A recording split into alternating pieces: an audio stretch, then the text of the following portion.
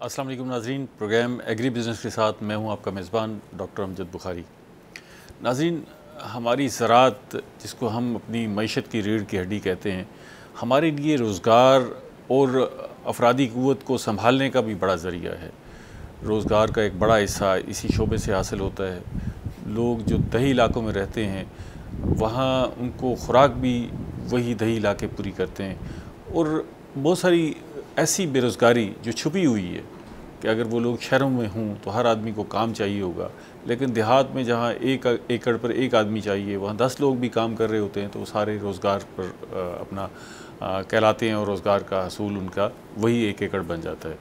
तो ये सारा सिलसिला जो है इसलिए भी है कि वहाँ पर बसने वालों के लिए सिर्फ ज़राअत ही काफ़ी नहीं, उसके साथ साथ लाइफ स्टॉक का शोबा भी है। और अमूमन हम ये देखते हैं कि लोगों ने देहात में अपने दूध देने वाले जानवर पाले हुए हैं, उन दूध देने वाले जानवरों से वो दूध भी हासिल करते हैं, खुराक के दीगर ज़राए जैसे मुर्गियाँ पाली हों तो अंडे हासिल करते हैं, फिर गोश्त भी हासिल करते हैं, और ये सिलसिला जो है वो चल रहा है। एक इनफॉर्मल सा सेक्टर है, लेकिन उसके बावजूद हम दूध पैदा करने वाले ममालिक में 5वें नंबर पर हैं। इसका मतलब है बड़ी मकदार में हम दूध पैदा करते हैं।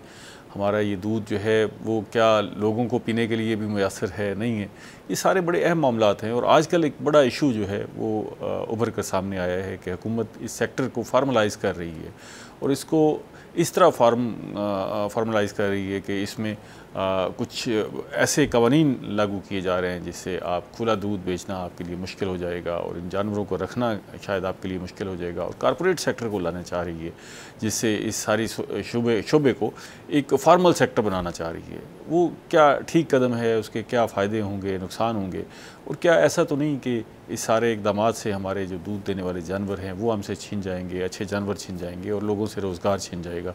ये आज का मौजू है, इस पर तफसील से बात करेंगे। सबसे पहले मैं आपको अपने मेहमानों का तारुफ़ करवा दूँ। मेरे साथ पहले मेहमान मौजूद हैं असलम चौधरी साहब। आप पाकिस्तान किसान मज़दूर तहरीक का हिस्सा हैं, साहिवाल से तशरीफ़ लाए हैं, और उनके साथ दूसरे मेहमान मौजूद हैं ज़हूर जोइया साहब। आप सियासी और समाजी कारकुन हैं और इन सारे मामलात पे जिनको अभी मैंने आपसे डिस्कस किया इस पर गहरी नज़र रखते हैं। आप दोनों मेहमानों का बेहद शुक्रिया। जोइया साहब, ये बताएं कि वो साहिवाल की गाय और भैंसें बड़ी मशहूर होती हैं, अभी भी वो उसी तरह है या कम होती जा रही हैं? नहीं, अभी हैं, लेकिन जो है ना इसमें बुखारी साहब जो आपने पहले बात कर दी कि देहात में बहुत सारे 1 एकड़ पे बहुत सारे 10 लोग काम करते हैं, उनका रोज़गार उसके साथ मुंसलिक होता है। शहरों में तो हूँ तो 10 को अलग अलग रोज़गार चाहिए, वहाँ चलो सारे खप जाते हैं, सारे जो है ना वो उसमें एंगेज हो जाते हैं। ठीक है। और ये जो है ना ज़राअत के साथ लाइफ स्टॉक का बहुत जानवरों का बहुत गहरा ताल्लुक है, और इससे हम एक तो हमें रोज़गार मिलता है, फिर जो है ना सबसे बड़ा मसला है खुराक।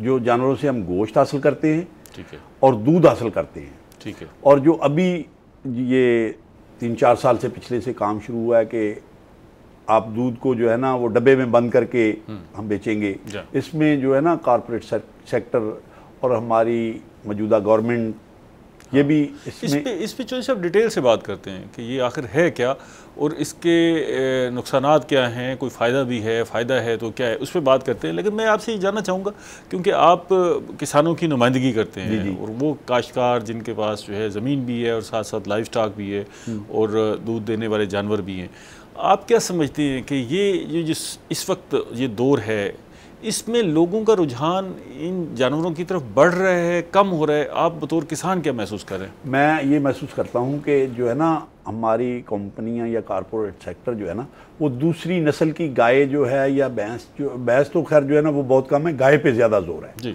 ये बाहर की गाय जो है ना बाहर से इंपोर्ट करके लोगों को ये दूध बहुत ज़्यादा देती है, ये बड़ी अच्छी है, लेकिन वो तो हमारे माहौल में हमारे जो मौसम का दर्जा हरारत है ना उसके साथ नहीं रखती। जो हमारी साहिवाल नस्ल की गाय है उसका दूध बहुत अच्छा, जो यहाँ की पुरानी गाय हैं जैसे साहिवाल की है, चोलिस्तान की है, डेरा गाजी खां की है, यानी हर इलाके की अपनी एक नस्ल है। उसका दूध बढ़ाया जा सकता है, कोई ऐसा तरीका कार उसका बड़ा दूध कम देती हैं और फिर लोग पीछे हट नहीं, इतना कम दूध नहीं देती जैसे वो जो है ना वो उसकी तशहीर की जाती है, ये प्रोपेगेंडा है। और हमारे जो ये हमारी विरासत है, हमारी मिरास है ये जानवर जो हैं, और हमारे जानवरों को ख़त्म करके इनकी नस्ल जेनेटिकली जैसे ये अभी सीमेंस दूसरी नस्लों के जो लाए जा रहे हैं वो लॉन्च किए जा रहे हैं, या गाय ही बाहर से इंपोर्ट की जा रही है, और लोगों को ये बताया जा रहा है जी ये अच्छी नस्ल की है, इनसे दूध ज़्यादा हासिल होगा, गोश्त ज़्यादा हासिल होगा, ये बता के, हाँ ये बता के जो है ना लोगों को, देखें अगर जो आपने कुछ ना कुछ अपना चूरन बेचना है तो आपको कुछ ना कुछ तो करना पड़ेगा ना, कुछ लोगों को गुमराही की तरफ तो लाना पड़ेगा, तो उनका माइंडसेट तो बनाना पड़ेगा। इस पे बात करते हैं, मैं ज़रा जहूर जोइया साहब को शामिल कर लूँ। तो ये सब ये बड़ा अहम मामला है। पहले तो ये आप इससे इत्तेफाक करते हैं कि हमारे जो देहात में रहने वाले लोग हैं उनको ये शोबा जो है कम से कम और कुछ नहीं तो खुराक और जो बुनियादी ज़रूरियात की चीज़ें हैं वो तो फराहम कर रहे हैं ना जी। देखें बुखारी साहब, मैं क्योंकि काफ़ी अर्से से मैं खुद भी एक किसान हूँ और मेरे दादाजी, वैसे आप लगते नहीं है किसान हाँ नहीं लगता, लेकिन एक गांव से असलम साहब तो लग रहे हैं ना जी किसान, गांव से ताल्लुक़ है और मेरे दादा भी खेती बाड़ी करते थे। वैसे तो जो ये सब यहाँ बसने वाला हर आदमी किसी ना किसी जरिए से जी बिल्कुल काश्तकार ही है ना जी, वो खुद नहीं कर रहा होगा, उसके वालिद ने की होगी, दादा ने की होगी। बिल्कुल, और हम हिस्सा रहे हैं, देखते हैं, हमारी आंखों के सामने हुआ है।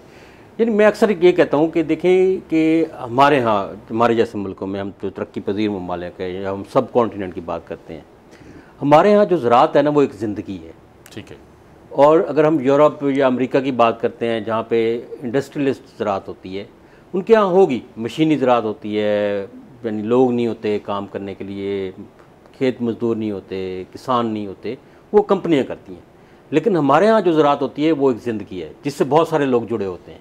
यानी आप ये देखें कि जब गंदम की कटाई होती है तो जब गंदम काटने जाते हैं पूरी की पूरी फैमिलियाँ, तो वहाँ पर रिश्ते हो जाते हैं, मुख्तलिफ फैमिलियों के आपस में रिश्ते हो जाते हैं। यानी हम देखें कि एक जुड़त बनती है, सारे पूरे गांव का, पूरे कस्बे का, पूरे चक का रोजगार जो है उसी से वाबस्ता है, और वो पूरे साल की यानी उनकी मेहनत होती है, रोज़ी होती है।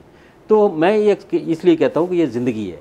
और अगर हम देखें कि अगर इस ज़िंदगी को किस तरह से, किन तरीक़ों से उसको तबाह किया जा रहा है ना, क्योंकि हम एक अग्रेरियन सोसाइटी हैं और हमारे यहाँ कहते हैं कि ज़राअत जो है मईशत में रीढ़ की हड्डी है। ठीक है। तो अगर उस रीढ़ की हड्डी को तोड़ दिया जाएगा तो क्या बचेगा पाकिस्तान? बंदा खड़ा ही नहीं हो सकेगा, बंदा खड़ा नहीं हो सका। और अगर हम देखते हैं कि पाकिस्तान की आज जहाँ मईशत पहुँची हुई है वो इसलिए पहुँची हुई क्योंकि हमने ज़राअत पे फोकस ही नहीं किया, उस पर गौर ही नहीं किया। हम बहुत सारे कामों में पड़ गए। तो हमने माजी में भी नहीं किया था, लेकिन कम से कम छेड़ा नहीं था, लोग अपनी ज़िंदगी खुद गुजार रहे थे, रास्ते खुद तलाश कर, अब छेड़ा जा रहा है। यानी मैं मिसाल देता हूँ कि अब हम पिछले प्रोग्रामों में भी बात कर चुके हैं कि देखें इस में अब हो क्या रहा है माल मवेशी के शोबा में, कि यूरोप और अमेरिका में वहाँ पे मुख्तलिफ तहरीकें चल रही हैं, वहाँ के लोग जो शहरी हैं, कि ये जो पूरा एक इन्वायरमेंटल डिज़ास्टर आ रहा है, यानी सैलाब आ रहे हैं, यानी पाकिस्तान में नहीं, अमेरिका में भी अब हम सुनते हैं कि साइक्लोन आ रहा है, यूरोप में भी सुनते हैं कि अर्थक्वेक आ रहा है, कभी कुछ हो रहा है। अच्छा, वो इसलिए वहाँ पे तहरीकें, एक्टिविस्ट मौजूद हैं, वो कहते हैं कि यानी ये जो है केमिकल जो हम इस्तेमाल करते हैं या ये जो पूरे इन्वायरमेंट को चीज़ें ख़राब कर रही हैं, इसका बाइकआउट करें, इसको बंद करें। अगर हम वहाँ पे एग्रीकल्चर शोबे की बात करते हैं तो जो मीथेन गैसेस होती हैं जो यानी बड़े माहौल को ख़राब करती हैं, वहाँ पे उनका जो शेयर है यूरोप और अमेरिका के अंदर वो 50% है। 50% जो है वो ज़राअत का शोबा जो है कंट्रीब्यूट कर रहा है उन गैसेस में। तो इसीलिए वो, क्योंकि उनकी वहाँ बहुत बड़ी इंडस्ट्री है माल मवेशी की, दूध की, गोश्त की, तो अब वो ये चाह रहे हैं, कंपनियां जो हैं वहाँ, क्योंकि बड़ी बड़ी कंपनियां बन गई वहाँ पे, तो अब वो ये चाह रहे हैं कि हम अपने कारोबार को जो तीसरी दुनिया के ममालिक हैं वहाँ पे शिफ्ट करें। अच्छा, वो शिफ्ट किस तरह से करेंगे? क्योंकि हमारे यहाँ तो ऑलरेडी जानवर हैं, जिस तरह आपने जिक्र भी किया कि 5वां बड़ा मुल्क है हमारा ज़राअत का, माल मवेशी के शोबे में, दूध के शोबे में। अब वो कह रहे हैं कि उनके पास तो जानवर ऑलरेडी मौजूद हैं, इनका क्या करें? तो वो इसलिए तशहीरबाजी कर रहे हैं कि यानी पहले इनके जानवरों को ख़त्म किया जाए, फिर जो हमारे जानवर हैं वो जानवर लाए जाएँ। वो किस तरह से लाए जा सकते हैं? वो 2-3 तरीक़ेकार हैं। एक, वहाँ से जानवर यानी हम यहाँ पे भेजें। दूसरा ये है कि वो सीमेंट्स यानी जो मवाद होता है कि आपकी नस्लें तब्दील कर दें। और तीसरा वो ये कर रहे हैं कि दूध, खुश्क दूध जो है वो भी, क्योंकि यहाँ पे बहुत बड़ी आबादी है और उनको एक मार्केट चाहिए। ठीक है, तो वो वहाँ के प्रेशर से कैप्चर करने के लिए अच्छा, ये बताएं कि ये सारी सूरत हाल में आपको खदशात नज़र आ रहे हैं? आपको ऐसा लग रहा है कि ये कारपोरेट सेक्टर आ रहा है इसमें और वो चीज़ें अपने कंट्रोल में लेना चाह रहे हैं, कंट्रोल में लेके अपने हिसाब से मोल्ड करना चाह रहे हैं, इससे आपको खदशा क्या लगता है? हमारा यहाँ का छोटा काश्तकार वो मुतासर होगा या बड़ा फार्मर मुतासर होगा? क्या असरात किस पे पड़ते हुए नजर आ रहे हैं? देखिए, अगर हम अपने पाकिस्तान की बात करें तो पाकिस्तान में जो है छोटे और बेज़मीन किसान बहुत ज़्यादा हैं। यानी पहले प्रोग्राम में भी जिक्र किया कि जो बड़े जागीरदार हैं वो पाकिस्तान के सिर्फ 5% हैं और बाकी जो है वो छोटे और बेज़मीन किसान हैं। ठीक है। तो जब जारी बात है माल मवेशी बड़ा जागीरदार नहीं पालता। ठीक है। अगर वो पालता भी है तो उसकी रखवाली के लिए उसके बाद बहुत सारे मुलाजिम होते हैं, नौकर होते हैं। और हमारे यहाँ यानी जो है वो छोटा जो किसान है, अगर वो खेती बाड़ी कर रहा है तो उसके साथ उसने जानवर भी रखे हुए हैं। अच्छा, जानवरों का फ़ायदा क्या है? यानी वो आप देखें ईंधन के लिए वो इस्तेमाल करता है, थापियाँ जिस तरह हमारी ख़वातीन करती हैं। इसके साथ साथ वो खाद जो फर्टिलाइज़र है वो भी उसका होता है, दूध भी अपना होता है, मक्खन भी अपना, यानी वो लाइफ स्टॉक जो है पूरे उसके घर का सर्कल चला रहा होता है। यानी अगर हम आज से कुछ साल पहले देखें तो सिर्फ किसान जो है वो माचिस लेता था बैल से या नमक, बाकी सारी चीज़ें जो थी उसके घर की होती थी। तो यानी लाइफ स्टॉक जो है, माल मवेशी जो है, वो ज़िंदगी गुजारने का एक तरीक़ाकार है और ये सदियों से है। तो वो चाहते हैं कि यानी अगर इनके पास वो जानवर नहीं रहेंगे, जब 4 या 5 जानवर होते हैं एक छोटे किसान के पास या 3 होते हैं, अब वो कहते हैं कि यानी जो 5वां बड़ा या चौथा बड़ा मुल्क बना है दूध की पैदावार में, तो ये किसी बड़े कॉर्पोरेशन की वजह से नहीं बना। हाँ, ये तो अपने ये या बड़े जिम्मेदार इनफॉर्मल सेक्टर ने बना दिया। इनफॉर्मल सेक्टर छोटे किसानों की वजह से चौथे बड़े नंबर पे है। तो अब चौथे नंबर पे है और वो कहते हैं कि हमारे जानवर आएंगे, कॉर्पोरेशंस आएंगी, बड़ी बड़ी कंपनियां आएंगी, तो इनका नंबर जो है वो कम होगा, फिर हमारी कॉर्पोरेशन को बूस्ट मिलेगा। ठीक है। ये चौधरी साहब, अभी आपने खुद भी जिक्र किया कि ऐसे लगता है कि जी बड़ी कॉर्पोरेशंस कब्ज़ा करना चाह रही हैं यहाँ पर, माल मवेशियों को उसका अंदाज़ बदलना चाह रही हैं, कमज़ोर करना चाह रही हैं। तो ये कैसे मुमकिन है? मैं आपसे इसका जवाब दूंगा, लेकिन पहले एक छोटी सी ब्रेक ले लें। नाज़रीन हमारे साथ रहिएगा, हम दूध देने वाले जानवरों पर बात कर रहे हैं, लेकिन एक छोटी सी ब्रेक के बाद मिलते हैं।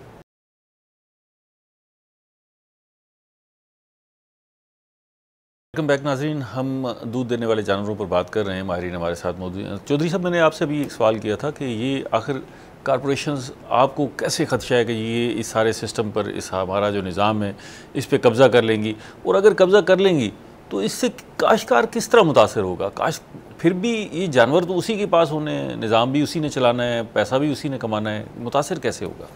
ये बुखारी साहब देखें, सबसे पहले जो है ना, मैं आपको एक मिसाल दे देता हूँ। ये पहले हमारी जो काश्तकारी है एग्रीकल्चर सेक्टर में, ठीक है, सबसे पहले अगर किसी भी कौम को अपना गुलाम बनाना ना, तो उसकी खुराक पे कब्ज़ा किया जाता है। अगर आपकी खुराक मेरे हाथ में है तो आप मेरे गुलाम हैं। अगर खुराक आप अपनी इंडिपेंडेंट पैदा कर रहे हैं तो फिर जो है ना आप मेरे कब्जे में नहीं आ सकते। दाने होते कमले भी साने। हाँ जी। और पहले क्या हुआ है, सबसे पहले जो है ना हमारा बीज जो थे, ये आपने देखा होगा कि अभी हाइब्रिड सीड, हर चीज़ हाइब्रिड आ गई, और उसके अलावा जीन सीड आ गए।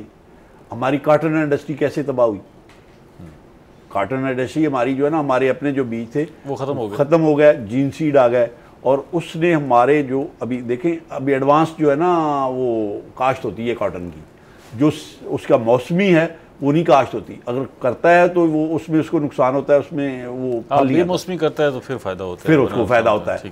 तो और वो हमारे टेम्परेचर के साथ ही वो नहीं मैच करता, नहीं रखती। ठीक है। और जो ही टेम्परेचर बढ़ता है तो वो ख़त्म होना शुरू हो जाती है। इसी तरह जो है ना, अभी उनका जो सेकंड टारगेट है वो है हमारे माल मवेशी, और माल मवेशी जो है ना उससे वो ले लेंगे। तो आपने सवाल किया है कि हमारे किसान को कैसे नुकसान होगा? जब हमारी नस्ल ही नहीं होगी, या हम दूसरी नस्ल के जानवर ले लेंगे, पालेंगे हम ही, लेकिन उसका जो है ना उस पर इनपुट क्या होगी? अगर पैदावार अच्छी हो, मतलब दूध ज़्यादा दे रहे हों जानवर, गोश्त ज़्यादा दे रहे हों, फिर भी मसला है। तो आपने देखे ना उसकी कॉस्ट क्या है जो आप जो है इम्पोर्ट कर रहे हैं, महंगी है वो कितनी, 5 लाख की 10 लाख की वो गाय है। हमारी गाय जो है ना वो हमारे घर के बच्चे जो है ना वो साल, 1.5 साल, 2 साल में तैयार हो जाते हैं। अपनी नस्ल को वो घरों में तैयार करते हैं, वो इम्पोर्ट दुनिया में करने पड़ते हैं। और जो जब वो लेंगे और फिर उसको संभालने के लिए, उसकी देखभाल के लिए हमें क्या एसी लगा लेंगे? हर किसान, छोटा किसान एसी लगा सकता है। हमारे तो किसान को अपने रहने के लिए जो है ना वो एसी नहीं मिलता, मच्छरदानी नहीं मिलती।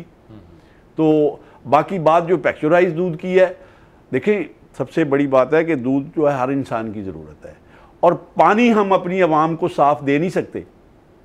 क्या पानी हमें साफ़ मिल रहा है?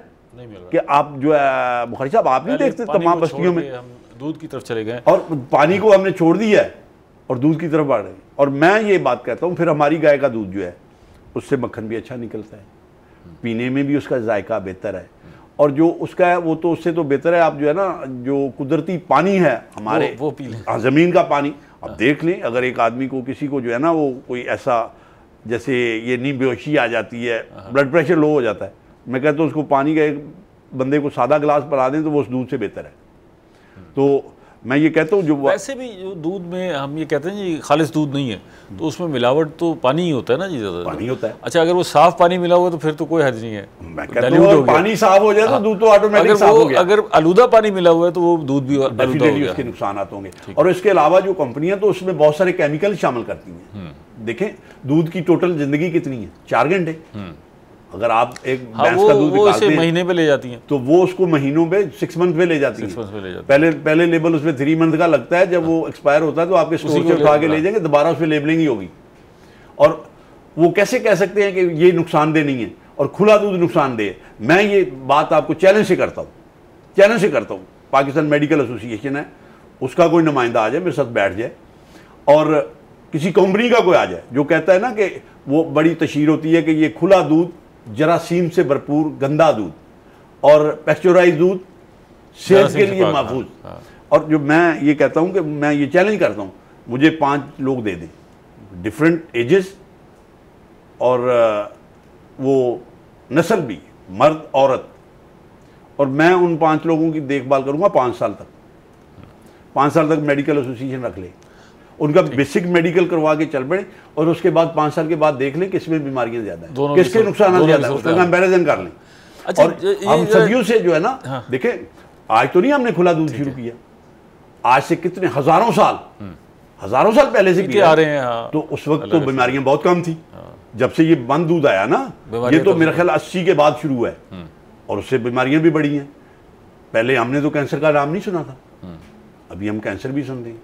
वो उसमें यही है। और फिर जो चीज़ लॉन्च करती है कंपनी कोई भी, उसमें पहले देखती है कि इसमें ये हम चीज़ दे रहे हैं, इससे फलां बीमारी होगी, इसकी दवाई, फिर ये दवाई बिकेगी, ये होगी। इसमें हमारे जो मेडिकल एसोसिएशन है वो भी शामिल है। और जैसे एग्रीकल्चर में हाइब्रिड सीड आए, उसमें उसको बहुत ज़्यादा खाद की ज़रूरत है, हमारे देसी बीजेस को इतनी खाद की ज़रूरत नहीं होती थी, और फिर उसको बहुत ज़्यादा स्प्रे केमिकल उसकी बहुत ज़्यादा ज़रूरत है। उससे एक तो हमारी क्लाइमेट बहुत अफेक्ट होती है, और फिर उससे पोल्यूशन बढ़ती है, जिसमें हमारे सांस में हम वो सांस लेते हैं, वो हमारे जो है ना जिस्मानी अज़ा को है उनको भी वो डैमेज करती है। जब हवा में फैलती है, हम स्प्रे करते हैं ना पौधों पे, फसलों पे, उसके हवा में क्या असरात नहीं होते। तो इन सबको चीज़, और फिर जो है ना उसमें ये देखते हैं कि जी ये स्प्रे करेंगे तो उसमें ये बीमारी आएगी, इससे ये रुकेगी, ये आएगी, एक बीमारी रोकते हैं दूसरी आ जाती है, उसके लिए वो उसमें लॉन्च करते हैं कि ये इस चीज़ को हम इससे रोकेंगे, उसके बाद हमारा ये सेकंड चूरन ये होगा। इसको बेचने के लिए वो तो चाहते हैं। इस पे वैसे हमें जो कंपनी के लोग हैं उनको भी आमने सामने बिठा के इस पे डिबेट करनी चाहिए कि आखिर आप बुला लें, हम उसको जो है ना। अच्छा, जो ये सब ये बताइएगा कि इस पे एक खदशा जिसका इजहार चौधरी साहब ने भी किया है, वो ये है कि इससे शायद जो हमारी मकामी नस्ल के जानवर हैं वो आहिस्ता आहिस्ता ख़त्म हो जाएंगे, नापैद होते जाएंगे। अच्छा, ये तो अप टू फार्मर है ना, कि अगर उसको फ़ायदा जहाँ से हो रहा है वो उसको अडॉप्ट करेगा। गवर्नमेंट की तरफ से तो कोई पाबंदी नहीं होगी, इन कवानीन की तरफ से तो कोई पाबंदी नहीं है कि आप मकामी जानवर ना रखें, तो फिर खदशा कैसा है? अच्छा, मैं एक छोटी सी मिसाल कि देखें, अब IMF की मैं बात करता हूँ, ठीक है, यानी अब हमारी हुकूमत तक उनको उसको देख रही है, तक रही है कि यार हमें पैसे दें, ठीक है। अच्छा, वो क्या करते हैं कि वो कहते हैं कि सारी पॉलिसियाँ, यानी अभी मीडिया में भी सुनते हैं कि सारी पॉलिसियाँ वो कहते हैं कि आप ये चेंज करें, आप ये चेंज करें, आप ये चेंज करें, फिर भी नहीं दे रहे, अभी तक नहीं दे रहे। ऐसा है, तकरीबन पूरा स्ट्रक्चर बदलवा दिया, स्ट्रक्चर ही बदल दिया ना। हाँ, पैसे फिर भी नहीं मिल रहे। हाँ, पैसे फिर भी नहीं मिल रहे। हाँ। तो बेसिकली ये जो कंपनियां हैं ये उनकी समझ करें कि राइट हैंड है। अच्छा, यानी IMF, वर्ल्ड बैंक, यानी जो जितने भी इदारे हैं इस तरह के बड़े बड़े जी, तो ये साम्राज्य इदारे ये पहले इन कंपनियों को सपोर्ट करते हैं। अब जिस तरह पिछले प्रोग्राम में भी एक दोस्त बात कर रहे थे कि ये जो डच कंपनी है जिसका नाम फिशरलैंड कैंपेना है, उसको IMF के एक इदारे ने बहुत सारे पैसे दिए कि आप पाकिस्तान में इन्वेस्ट करें। उसने हमारी एक जो लोकल कंपनी थी एंग्रो, उसको ख़रीद लिया, उसके शेयर्स खरीद लिए, ये जो दूध है। तो अब वही कंपनी डच है, वहाँ पे उसके खिलाफ मुजाहरे हो रहे हैं, लेकिन पाकिस्तान में वो काम कर रही हैं। अच्छा, वो करेंगी क्या? वो अपने जानवर लाएंगी, अपना सीमेंस लाएंगे, वो यहाँ पे आपके कब्ज़ा कर लेंगे। अब छोटा किसान क्या करेगा? जब एक चीज़ बाहर से आएगी, उसकी वो प्रोडक्शन दिखाएंगे ज़्यादा, तो ज़ाहिर बात है कि इंसान के अंदर लालच है। हाँ, प्रोडक्शन की तरफ तो जाना ही जाना है, ठीक है। अब ये देखें कि आप उसको चीज़ को तो देखते हैं प्रोडक्शन को, कि हाइब्रिड बीज आए, प्रोडक्शन बहुत ज़्यादा चली गई, उसके बाद ज़मीनों का क्या हाल हुआ। अभी इसी तरह से अगर जानवर आ जाते हैं, जिस तरह चौधरी साहब भी बता रहे थे कि एक जानवर जो है वो अगर 10 लाख का है, 10 लाख का जानवर है, उसको संभालने के लिए हमें कितना है, उसके लिए एक अलग कमरा चाहिए, उसके लिए पंखे चाहिए, और उसकी जो खुराक है, उसके लिए खुराक भी हमें ख़रीदनी पड़ेगी। लेकिन जो हमारे जानवर हैं वो तो चलते फिरते हैं ना, खेत में चल लिए, वो बेले में चले गए, कोई ख़र्चा नहीं है। अगर प्रोडक्शन कम है तो खर्चा भी तो नहीं है ना। और जानवर आएंगे तो उसका खर्चा भी बढ़ जाएगा, प्रोडक्शन को क्या करेंगे आप, जब एक इंसान के पास पैसे ही नहीं है। अच्छा, अब वो कहते हैं कि यूरोप में ये है। अब यूरोप के अंदर एक अभी नई पॉलिसी बनी है जिसको कैप, यानी जो टोपी है, CAP कैप, उसका नाम रखा है उन्होंने कॉमन एग्रीकल्चर पॉलिसी। यूरोप में बनी, पूरे यूरोप की कॉमन बनाई होगी 2023 में। अब उसमें होगा क्या कि उन्होंने अपने किसानों को पैसे दिए हैं 2,63,000 बिलियन डॉलर, मिलियन नहीं, बिलियन डॉलर्स, यानी वो किसानों को दे रहे हैं, बड़ी बड़ी कंपनियों को और बड़े किसानों को ह्यूज इन्वेस्टमेंट कर रहे हैं, ह्यूज इन्वेस्टमेंट कर रहे हैं कि आप ये करें, क्योंकि वो कह रहे हैं कि वो जानवर जो हैं वो मिथेन गैसेस निकलती हैं, लिहाजा आप इसको करें। और उनके पैसे जो है वो बैंक अकाउंट के ज़रिए आती हैं। अमेरिका भी बहुत सब्सिडी देता है, और वो किसानों के बैंक अकाउंट में, जिस तरह हमारे यहाँ सरकारी मुलाजमीन के बैंक अकाउंट में तनख्वाह आती है, इसी तरह से वो किसानों को, क्या हमारी हुकूमतें किसानों को सहूलियात देती हैं? सहूलियात किसी हद तक तो सब्सिडी कहीं ना कहीं फराहम की जाती है। अब ये देखिए कि सब्सिडी देती है, अगर खाद पे सब्सिडी दे रही है तो जब वो सब्सिडी का ऐलान करती है उसके बाद खाद की कीमत क्या हो जाती है? मतलब उस तरह नहीं है जैसे दुनिया में जो है सब्सिडी। वही ना कि वो मिसाल देते हैं कि यूरोप की और काम करते हैं यहाँ पे, तो ये तो किसानों से रोजगार लेने की बात है ना, कि उनके बाद जो बच्चा खुचा असासा है माल मवेशी का, वो भी चाह रहे हैं उन कंपनियों के तहत, क्योंकि वो पॉलिसियाँ कंपनियाँ बनवाती हैं ना हमारे यहाँ, जितनी भी पॉलिसीज़ बन रही हैं एग्रीकल्चर सेक्टर में, ये जो पॉलिसीज़ बनती हैं, इसमें जो बाकी स्टेक होल्डर्स हैं उनकी राय शामिल नहीं की जाती। क्या आपके ख्याल में वन साइडेड है सारा कुछ?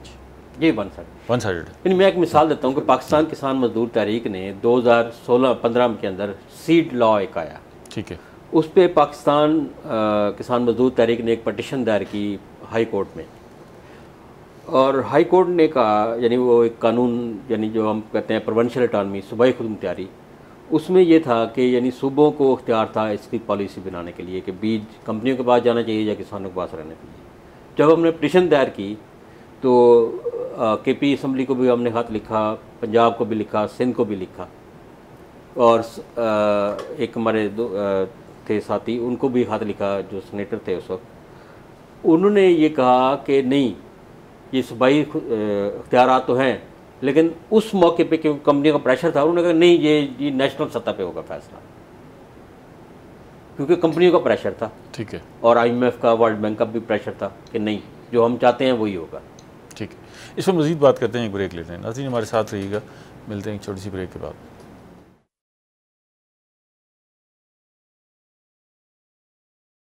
वेलकम बैक नाज़रीन, हम दूध देने वाले जानवरों पर बात कर रहे हैं, और ख़ास तौर पे हुकूमत ने नई कानून साजी की है। कुछ चीज़ें ऐसी हैं जिनके ज़रिए ये कहा जा रहा है कि हम इन कवानीन के ज़रिए लोगों को खालिस खुराक फराहम कर रहे हैं, लेकिन हमारे काश्तकार तंजीमें इस पर एतराज़ कर रही हैं। उनके एतराज़ क्या हैं? क्या इस सेक्टर को ख़राब किया जा रहा है, ठीक किया जा रहा है? ये हमारा मौजू है। माहिरीन हमारे साथ मौजूद हैं। चौधरी साहब, आपकी जो किसान तंजीम है, ये जब कानून साजी करने लगे थे तो आपकी तंजीम को भी किसी मरहले पर एतमाद में लिया गया कि जी आपसे पूछते हैं, जी आप बताएं क्या होना चाहिए, क्या नहीं? सबसे बड़ी ख़राबी बुखारी साहब यही है कि जो जिसकी चीज़ है ना उससे पूछा ही नहीं जाता। अच्छा। जानवर जो है ना छोटे किसान के हैं, किसान को तो किसी पॉलिसी में शामिल नहीं किया जाता। और अभी जो बात हम कर रहे थे, ऑस्ट्रेलियन गाय, जर्सी, विलायती गाय, इनकी अगर हम चारे का देखें ना तो इसका और जो हमारी गाय साहिवाल नस्ल की, ये तकरीबन 15% चारा खाती है और 15% का और 100% का डिफरेंस कितना है उसके जो है ना वो देखे। अच्छा, इतना फर्क है जी, 15% और 85%। इसीलिए वो और किसी ज़माने एक गाय घर में रखते थे और उससे दूध वाफिर मिल जाता था और उसकी खातर मदारत भी कुछ ज़्यादा नहीं करनी पड़ती थी, उसकी देखभाल इतनी नहीं करनी पड़ती थी बुखारी साहब। और यही चीज़ें हैं। और आपने कहा कि जो है ना कानून साजी से किसान को क्या नुकसान होगा। देखें, कानून साजी, खुला दूध बिक रहा है ना, पैस्चराइज करें, आपको कौन मना करता है, लेकिन इसमें आपको कानून की क्या जरूरत पड़ी। हम घर में भी कर लेते हैं ना जी, जब भी दूध आता है पहला काम उसको उबालने का होता है घर में सफाई, उसका जैसे ही दूध आया पहला उसका काम ये किया, उसको उबाला जाता है और फिर इस्तेमाल किया जाता है। पैस्चराइज तो हो गया ना जी, हो गया। अच्छा, फिर वो उबाल के भी अब हर घर में फ्रिज है, फौरी तौर पर फ्रिज में रखते, ठंडा रखा जाता है। और फिर इसकी जरूरत, यानी गवर्नमेंट को इसकी जरूरत क्यों पेश आई कि इसको पैस्चराइज किया जाए और डब्बे में बंद किया जाए। अखराजात बढ़ेंगे ना जब आप पैस्चराइज करेंगे। अभी भी जो खुला दूध है उसकी निस्बत डब्बे का दूध तकरीबन दुगनी कीमत पे है। और फिर आप पाउडर देख लें, स्पेशली जब छोटे बच्चे पैदा होते हैं हमारे, हाँ, अस्पतालों में आजकल सारा वो, पहले तो नहीं लोगों के ऑपरेशन होते थे, घरों में बच्चे पैदा होते थे। उसकी क्या वजह है? यही हमारी खुराक को जो है ना, जो हाइब्रिड सीड आ गए हैं, उस पर केमिकल का वो बढ़ गया, इसकी मेन वजह यही है। और जैसे बच्चा पैदा होता है वो और उसको पहला डॉक्टर पहली बात क्या दूध के डब्बे भी साथ ही आ जाते हैं और डॉक्टर पहले लिखता है कि ये फीडर लें और ये दूध फलान लाना है, दूध का नाम लिखता है। और वो उसकी कास्ट क्या है, वो आधे किलो का डब्बा होता है, 4,000 रुपया। क्या छोटा किसान ये अफोर्ड कर सकता है? गरीब आदमी ये अफोर्ड कर सकता है? वो तो अपनी रोटी मुश्किल से पूरी करता है। अच्छा, वो कहा तो ये जाता है कि इसमें बड़ी न्यूट्रिशन सारे पूरे हैं, खुराक पूरी है, ये बच्चा ये लेगा तो तंदुरुस्त और तवाना होगा। हालांकि दूसरी तरफ हम कह रहे हैं कि जो तंदुरुस्ती माँ के दूध में है वो कहीं दस्तयाब नहीं। मैं कहता हूँ, और माँ के दूध का तो लोग ये कहते हैं कि कम से कम 40 साल तक माँ के दूध का असर रहता है और उससे बीमारियां नहीं आती। और मैं ये चंद दिन पहले की बात है, मेरा एक दोस्त है, वो साथ में उसके बच्चा पैदा हुआ, वो तकरीबन 6-7 माह का था। उसने मुझे कहा, यार मैं तो मुसीबत में पड़ गया हूँ, बच्चे को दूध पिला के, ये उसके पेचस नहीं बंद होते, कभी फलां बीमारी। मैंने कहा, यार तुझे किसने कहा है कि तुम डब्बे का दूध पिलाओ? कहता डॉक्टर लिखते। मैंने तो उस डॉक्टर को बुरा भला भी कहा। मैंने कहा, यार आप ऐसे करो, गाय का या भैंस का दूध शुरू करो। और उसने मुझे, ये मैं बाईगाड़ ये बात कर रहा हूँ कि उसने मुझे हफ्ते के बाद उसने कहा, यार चौधरी असलम तुमने तो मेरी जान ही छुड़वा दी डॉक्टर। बड़े महंगे डब्बे, तो ये इतने महंगे, और मेरा बच्चा जो है ना वो ठीक हो गया। तो न्यूट्रिशन जो कुदरत ने उसमें रखी है, क्या वो हम अपने आप से डाल सकते हैं कोई चीज़? बिल्कुल। जरा जो ये सब कुछ शामिल करते हैं और आगे बढ़ते हैं। ये जो इस वक्त दुनिया में भी कानून साजी हो रही है, हमारे यहाँ भी चीज़ें रेगुलराइज और डी रेगुलराइजेशन भी हो रही है। आप क्या समझते हैं कि आखिर दुनिया में भी, रेस्ट ऑफ दी वर्ल्ड भी तो कर रही है, ये पूरी दुनिया में यही फिनोमेना है कि चीज़ें कंट्रोल में करने की कोशिश की जा रही है? पाकिस्तान पर ख़ास मेहरबानी हो रही है कोई? देखें बुखारी साहब, ये वैसे इसको हम समझने की ज़रूरत है थोड़ी सी, ठीक है, क्योंकि पाकिस्तान में इस तरह की सियासत को समझने की वो पाबंदियाँ होती हैं। देखिए कि जो सरमायादारी है ना, सरमायादारी ने यानी बहुत जकड़ लिया है।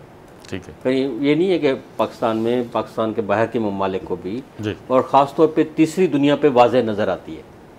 अब ये देखें कि यूरोप या अमेरिका की जब हम बात करते हैं तो वहाँ पे इलेक्शन कैसे होते हैं, अगर जमहूरियत की बात करते हैं, वहाँ पे किसकी इन्वेस्टमेंट होती है? ठीक है, सरमायादार देखने की ज़रूरत है कि सरमायादार की ज़रूरत होती है। और हमारे यहाँ पाकिस्तान में भी अगर देख लें तो किसकी इन्वेस्टमेंट? अब तो वही निज़ाम है। देखने कि जो साम्राज्य है ना, ये चीज़ों को कंट्रोल करना जानता है कि जब तक इन चीज़ों को कंट्रोल नहीं किया जाएगा, ये जो तहरीकें हैं, ये जो मूवमेंट्स हैं, चाहे वो किसानों की हो चाहे वो मज़दूरों की हो, तो इन पे कब्ज़ा करना है तो कुछ ना कुछ तो करना पड़ेगा उन्हें। तो साम्राज्य ने यानी जकड़ा हुआ है कि हम जो कहेंगे ये सब कुछ ठीक है। और उसके लिए देखें कि एक चीज़ की कास्ट है अगर 5 रुपए, उसकी एडवर्टाइजमेंट, उसकी मशहूरी के लिए वो लाखों रुपये लगा देंगे कि ताकि लोगों की जहन साजी की जाए। यानी हमारे यहाँ मैं अक्सर कहता हूँ कि हमारे बचपन में एक ही साबुन होता था नहाने के लिए, सारे यूज़ करते थे, पता ही नहीं होता था साबुन। लाइफ बॉय जो भी, हालांकि वो माएँ जो है वो कपड़े धोने वाले साबुन से भी नहा देती थी। अब तो जो है अब बच्चे को उसकी इतना सेंसिटाइज किया गया है हर शोबे में, हर शोबे में, कि वो जो चीज़ देखता है उसमें वो कहता है कि नहीं जी मैं यही लूँगा वरना मैं बीमार हो जाऊँगा। तो ये कंपनियों की मोनोपोली है। शैम्पू, टूथपेस्ट, छोटी सी छोटी अशिया भी जो है ना। लेकिन इसमें एक चौधरी साहब चलें आपसे पूछ लेते हैं, आप बोलना भी चाह रहे हैं। ये जो मामला है, हम चाह तो रहे हैं ना कि पायदार तरक्की हो और मसावियाना तकसीम का निज़ाम आए जिससे चीज़ें जो है वो सबको दस्तियाब हों, तो उसके लिए ये जो नए कवानीन है कोई हेल्पफुल नहीं है? ये तो उसको जकड़ने के लिए क्या बात कर रहे हैं आप? देखें जो चीज़ पैदा करता है, हाँ, क्या उसका रेट का तयन वो करता है? अगर इसमें कानून साजी हो जाएगी क्या वो उसका कोई इख्तियार रह जाएगा?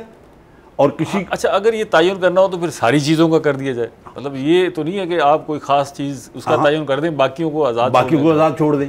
यानी ये सिर्फ जो है ना उनकी ज़रूरत है बेसिक। पहले सबसे ये देखा जाता है, ये सर्वे किया जाता है, ये बड़ी बड़ी कंपनियां जो सर्वे किया जाता है कि यहाँ हम जिस जगह पे जा रहे हैं यहाँ पे कौन सी चीज़ हमें वाफर मिल सकती है। अभी आप देखें, अभी जो है ना कारपोरेट सेक्टर के कंट्रोल में कितना दूध है? मैं कहता हूँ ज़्यादा से ज़्यादा 7 या 8% होगा। बाकी जो है 90% दूध आप कह लें तो खुला बिक रहा है। और वो जो है नेस्ले से तो उसी का वो जो है ना उसको जब देखते हैं एक तो फायदा है कि आप इससे इत्तेफाक करें या ना करें कि कम से कम वो जो दूध है डब्बे वाला वो हर वक्त और हर जगह पे दस्तयाब है। देखें ऐसी आपको आप ढूंढने निकले, बाकी खुला दूध मिले ना मिले, डब्बा आपको हर जगह पे मिल जाएगा। आपके घर में अगर भैंस है ना तो आप उसका भी जो है ना वो जिस वक्त चाहें दो वक्त हम भैंस का दूध निकालते हैं, गाय का 2 वक्त निकालते हैं। 4 घंटे लाइफ है उसकी, बाल के रख लेना तो।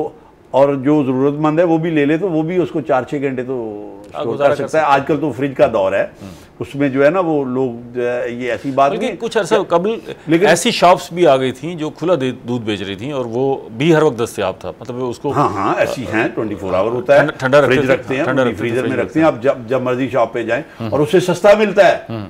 यानी वो अगर एक डब्बा एक पाव का जो है ना उससे आधी कीमत आप 60 रुपए का लेते हैं, वो आपको 20 रुपए का पाव, 30 रुपए का पाव, 80 रुपए का हो गया पाव वाला डब्बा। पाव वाला डब्बा 80 रुपए का हो गया। 80 रुपए का अगर पाव, तो इसमें बुखारी साहब देखिए आप खुद जो है ना। और उसमें क्या, उसमें से किसान को क्या मिलता है? किसान किलो 80 रुपए में दे रहा है और पाव ले रहा है 80 रुपए में।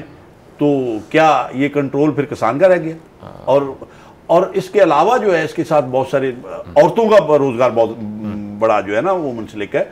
औरतें अपनी ज़रूरियात जो है ना जानवरों से बहुत सारी पूरी करती हैं। कई दफ़ा हमने बच्चियों की शादी कर दी है, एक जानवर पाला हुआ है उसको, और जब ज़रूरत पड़ी उसको बेच के जो है ना अपने घर का जो निज़ाम चला लिया। और बहुत सारी ज़रूरियात ईद कुर्बान पे भी जो है ना वो लोग जानवर खड़े कर लेते हैं, फिर कुर्बानी वाली ईद पे जो है बेच के जो है ना जानवर पाल के जो है ना, ये एक बड़ा रिसोर्स है और फिर आमदनी का एक बड़ा जरिया है और लाइफ स्टॉक। और फिर जो है ना ये जो विलायती गाय, इसके बछड़े, इनका गोश्त आपने खा के देखा है?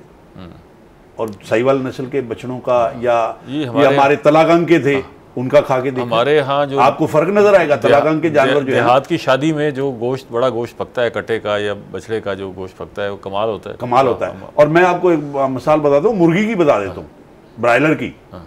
मेरी जो है ना, मैं उस वक्त मेरी वाइफ को टीबी हो गई, तो एक बुजुर्ग आए, तो क्या यार, मैंने कहा ये दवाई भी खा रही हैं, तो उसने कहा इसकी खुराक का को ख्याल करो। मैंने कहा इसको जो है ना वो जूस वूस जो है ना, उसने कहा किसका जूस पिलाते? मैंने कहा मुर्गी का। ये उसने कहा यार किस मुर्गी का पिलाते हो जो अपने पाँव पे, आपने देखा कभी वो मुर्गी खड़ी हो सकती है? वो तो खड़ी नहीं होती है। जो सब हमारे यहाँ तो बंदा बीमार होता था, उसका इलाज ये देसी मुर्गी, उसका इलाज होता था फौरी तौर पे, उसकी यखनी शुरू हो जाती थी और वो बंदे के अंदर तवानाई आती थी और वो खड़ा हो जाता था। जो ये सब ये बताइएगा कि चले अब ये कानून आ गया है सामने, आपके खदशात हैं, किसान तंजीमों के खदशात हैं, अब हमने आगे बढ़ना है, तो इसमें से वो क्या रास्ता है कि हम देखें ना, हमने किसान को भी बचाना है। आपके जहन में कुछ तजावीज़ होंगी कि भाई ये रास्ता अडॉप्ट किया जाए जिससे हम आगे बढ़ सकते हैं, अपने किसान को बचा सकते हैं? देखिए बुखारी साहब, मैं 1-2 बातें इस वाले से करूँगा कि दुनिया में और भी मिसालें हैं ना, कि वो कहते हैं कि शहरों में दूध भी पहुँचाना है, उसकी मिकदार भी चाहिए और बड़ी तादाद में चाहिए क्योंकि आबादी बढ़ रही है। देखिए जिस तरह मैंने पहले कहा कि चौथा बड़ा मुल्क ऐसे नहीं बना, इन्हीं किसानों ने बनाया है। ठीक है। अगर आपको दूध में कुछ मिलावट है या कुछ ख़राबी है यानी जिस तरह बाकी गवर्नमेंट के इदारे बाकी चीज़ों को बेहतर करने की कोशिश कर रही हैं, तो उस मिलावट को दूर करने की ज़रूरत। आप ये ना हो कि आप किसानों को कहें कि आपका दूध हम लेंगे नहीं, आपका ख़राब है, ये है, पाबंदी नहीं होनी चाहिए। पाबंदी नहीं होनी चाहिए। अच्छा, डब्बे वाला दूध है तो आप वो भी बेचते रहें, वो बंद कर दिया जाए आपके ख्याल में? अमेरिका के अंदर भी पाबंदी नहीं है खुले दूध में। अच्छा, लेकिन पाकिस्तान में क्योंकि आबादी ज़्यादा में तो ये बोतलें बिकती थी, दूध वाली बोतलें अब भी बिकती हैं। हाँ, बिकती हैं, ठीक है। लेकिन पाकिस्तान में क्योंकि एक बहुत बड़ी मंडी है और हमारे पास जानवर भी बहुत हैं। आप ये देखें कि पाकिस्तान के अंदर हर चीज़ पहले जब आती थी ना, जब हमारा कोई रिश्तेदार रहता था सऊदिया, यार कुछ टेप ले आना या कोई VCR ले आना, बहुत मुश्किल से आती थी।